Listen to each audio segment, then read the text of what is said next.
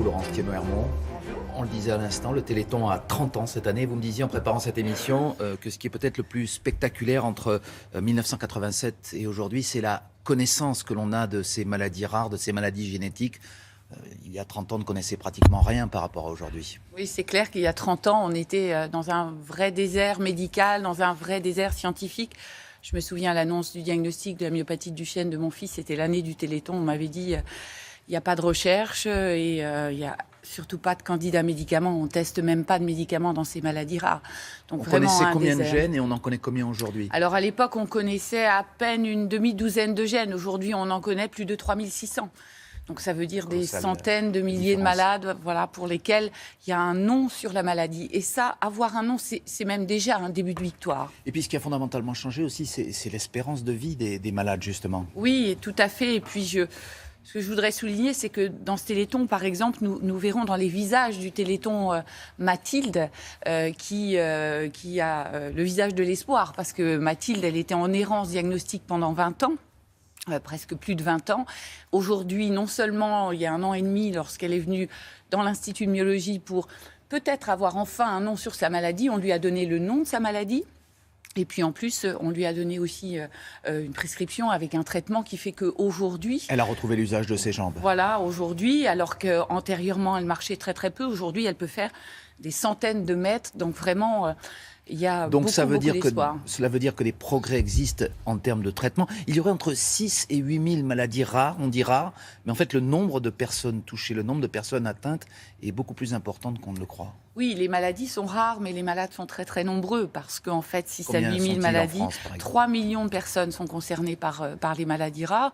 Donc ça veut dire un véritable enjeu de santé publique. Il y a des maladies rares de la vue, des maladies rares des muscles, des maladies rares de la peau, donc des maladies très diverses, mais qui en même temps, en effet, représentent un nombre très important de personnes qui sont concernées par ces maladies rares. Et puis ce qu'on ne sait pas toujours, c'est que la recherche sur ces maladies rares aide aussi la recherche sur des maladies plus courantes. Est-ce que vous pouvez nous expliquer cela, par exemple? Oui, il y a de vraies passerelles entre les maladies rares et des maladies fréquentes. Je donnerai 2 exemples.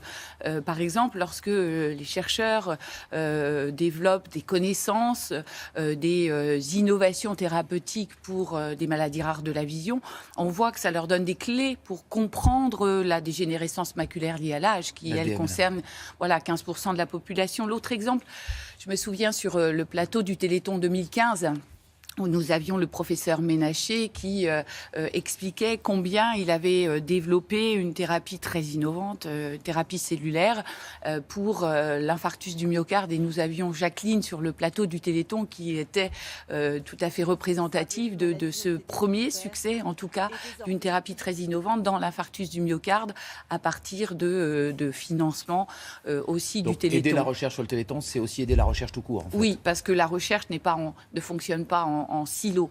Vraiment, il y a une grande transversalité. Parfois, certains chercheurs qui avancent dans un certain sens, en fait, découvrent quelque chose qui leur permet des rebondissements pour découvrir autre chose. Donc, c'est vraiment très, très transversal. Et pourtant, Laurence Thienot-Hermont, le vrai défi, c'est qu'aujourd'hui, 95% des maladies rares, dites rares, n'ont pas encore de traitement curatif. C'est-à-dire qu'on les connaît de mieux en mieux, mais pour la plupart d'entre elles, on ne sait pas encore les traiter. Oui, il y a de belles histoires comme celle de Mathilde. Il y a d'autres belles histoires comme, par exemple, les déficits immunitaires et la thérapie génique qui a montré, et on se souvient aussi de SETI il y a quelques années sur le plateau du Téléthon. Donc, il y a en effet quelques maladies pour lesquelles nous avons des traitements même curatifs, mais nous avons malheureusement en effet encore 95% des maladies rares pour lesquelles le chemin encore à parcourir est assez long. Comment faire justement pour passer du stade de la connaissance de la maladie au stade de sa guérison et de son traitement? Est-ce qu'aujourd'hui, le Téléthon à lui seul peut suffire à franchir ce palier qui est capital? Alors le Téléthon est indispensable, ça très clairement, pour le financement des maladies rares et de la recherche contre ces maladies rares, parce que très clairement, on le voit aujourd'hui, on est à l'ère des essais chez l'homme, et tout cela c'est grâce à ces 30 années de recherche. Donc on a vraiment fait des avancées spectaculaires. Et vous me disiez justement qu'on fait des essais chez les souris, mais le moment de l'essai chez l'homme, lui, est beaucoup plus compliqué et beaucoup plus coûteux, en fait. Voilà, dès qu'on passe à l'essai chez l'homme, on n'est plus du tout sur la même échelle de coûts. Ce qui coûtait avant 100 000 euros peut-être par projet, aujourd'hui, ensuite, quand on passe à l'ère des essais chez l'homme, c'est plusieurs millions d'euros par an, par essai. Et nous soutenons plus d'une trentaine d'essais chez l'homme, qui sont autant de voies, en effet, d'innovation pour bien d'autres maladies. Mais on est dans une période qui est forcément beaucoup plus coûteuse. On est aux portes des traitements, me disiez-vous. Voilà. Et puis en plus, c'est cette sensation pour les familles. Elles voient le bout du tunnel parce qu'elles se disent, voilà, il y a un espoir, ça a marché pour quelques-unes. Pour moi, je suis sur la bonne voie. Donc le Téléthon doit avoir une sorte d'effet levier pour récolter plus de fonds pour la recherche. Bien sûr, d'accélérateur. On est là aussi pour faire la preuve. On est vraiment à l'origine d'une médecine nouvelle et il faut qu'on puisse passer à l'échelle supérieure et aller encore plus vite et plus loin. Où en est le Téléthon en termes de fonds rapportés? Près de 93 millions d'euros l'an dernier, à peu près la même somme en 2015. Ça veut dire que la générosité des Français ne se dément pas? Non, elle ne se dément pas. Vraiment, je voudrais les remercier du fond du cœur parce que je sais qu'ils sont toujours à nos côtés, ils sont fidèles, engagés, que ce soit sur le terrain où ils font des choses magnifiques et formidables. 10 000 communes impliquées, voilà, 200 000 bénévoles, on le rappelle. 3, plus de 50 000 associations, des bénévoles. J'ai fait une tournée de conférences dans les régions et je suis allée à leur rencontre et ils sont vraiment merveilleux. On a des gens très très engagés, 5 millions de Français qui participent, 200 000 bénévoles et puis on a nos donateurs. Sans eux, on ne serait pas là, on n'aurait pas réussi.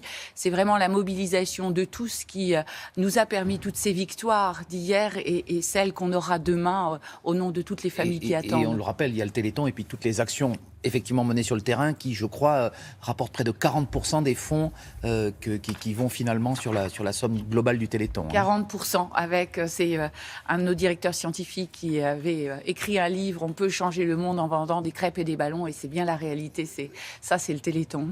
Voilà, ça veut tout dire. Le Téléthon débute ce soir sur France 2, mais le numéro 3637, lui, dès 8h. Est en service dans quelques minutes. Voilà, après, dans quelques minutes, après votre prise de parole. 36-37, tout à fait. Qu'on peut appeler donc dès ce matin. Merci beaucoup, Laurence Thienot-Hermont.